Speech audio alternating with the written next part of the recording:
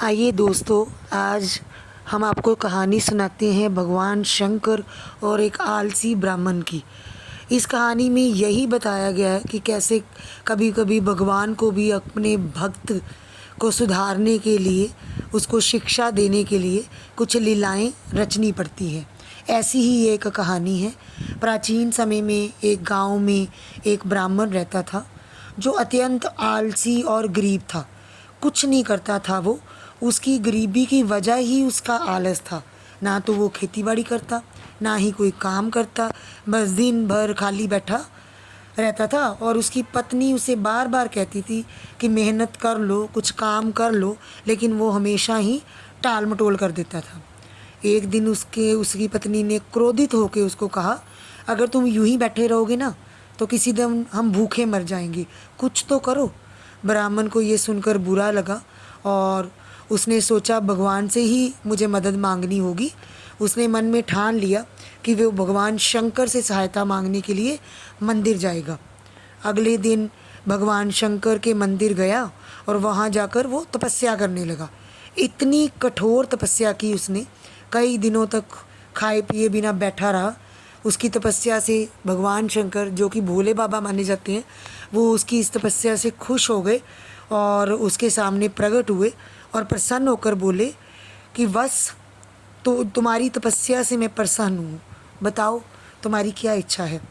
ब्राह्मण ने हाथ जोड़कर कहा, भगवान मेरी आर्थिक स्थिति बहुत ख़राब है, कृपया मुझे ऐसा वरदान दो कि मैं बहुत बहुत अमीर हो जाऊँ।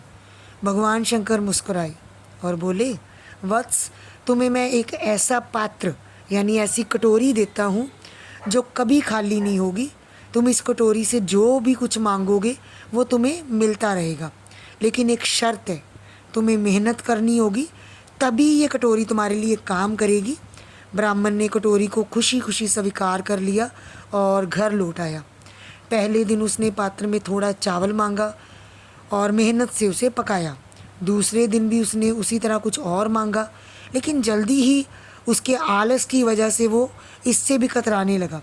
वह सोचने लगा कि इसको मेहनत करने की क्या आवश्यकता है, जबकि उसके पास एक ऐसा पात्र है जो कभी भी खाली नहीं होता। धीरे धीरे उसने मेहनत करनी पूरी तरह छोड़ दी और सिर्फ आराम से बैठा रहने लगा। लेकिन कुछ ही दिनों में वो देखने लगा कि पात्र से जो भी कुछ वो मांगता था वो मिलना बंद हो गया। फिर वो फिर गरीब हो गया, फिर भूखा हो गया। उसने तब समझा कि भगवान की शर्त उसने पूरी नहीं की, इसलिए उसके पात्र ने काम करना बंद कर दिया। फिर ब्राह्मण ने भगवान शंकर से क्षमा मांगी और समझा कि मेहनत के बिना कुछ भी प्राप्त नहीं होता।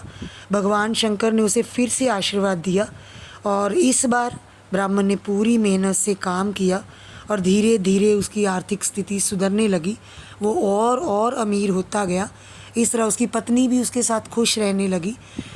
इस कहानी से हमें ये शिक्षा मिलती है कि केवल वरदान या सुविधाएं प्राप्त करना ही पर्याप्त नहीं है, बल्कि सफलता के लिए, आगे बढ़ने के लिए हमें और मेहनत और परिश्रम करनी ज़रूरी होती है। आलस्य से जीवन में कुछ भी हासिल नहीं किया जा सकता। उल्टा आलस्य हमारी आर्थिक स्थिति और बिगाड़ देता है।